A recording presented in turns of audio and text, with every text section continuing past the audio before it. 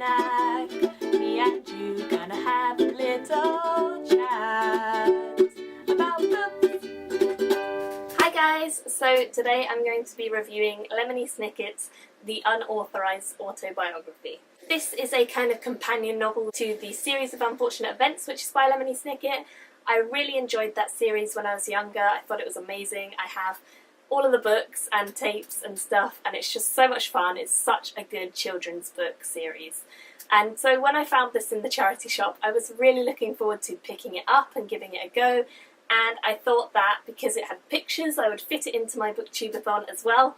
So it just seemed like the perfect book for the perfect time. I really enjoyed parts of it. I did think that it was a really interesting addition to the series, but there was basically a list at the front of questions, which was all of the questions that you basically don't know the answer to from the series of Unfortunate Events series.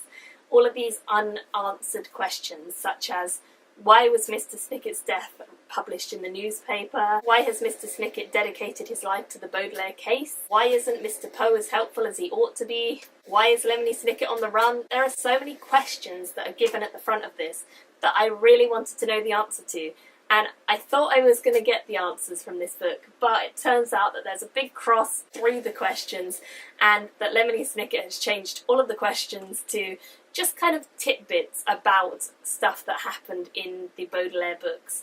So you don't really get the answers to any of those questions in the book. You just kind of get clues and hidden messages and secrets, which is fun, but there's no answer, and it was really frustrating that there wasn't an answer to those questions, because that was the main reason I got the book. I thought they would be answering my questions. Once I got over the fact that the questions were not going to be answered, and I started reading the book for whatever it had inside it, I found out that there were actually loads of really interesting pages. There was all sorts of different typefaces that were used, schematics and images that were included. So that was really cool, and it was all about like different events that had happened, different places that we visit in the story of the Baudelaires, and different events that happened to them and how they got into that situation, and how VFD, which is this very secret organisation which is mentioned but not really explained too well in the series of Unfortunate Events, how that all came to be. I really did enjoy the aspects of newspaper cuttings and snippings and things like that.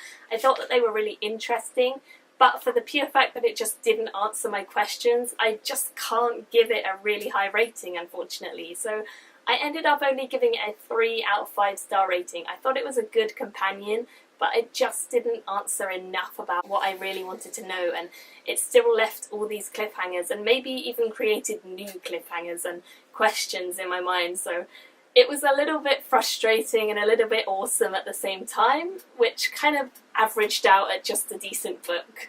So yeah, I did enjoy it though, and I would love to hear what you guys think of it if you have read it, because I don't know if I was just being silly because I hadn't read the books recently, and maybe there are answers in this book that I just didn't pick up on, but I felt like it just didn't give me enough, and I just didn't understand enough about everything that was going through Snicket's brain when he wrote this book. Let me know what you guys thought, and I would love to hear your comments.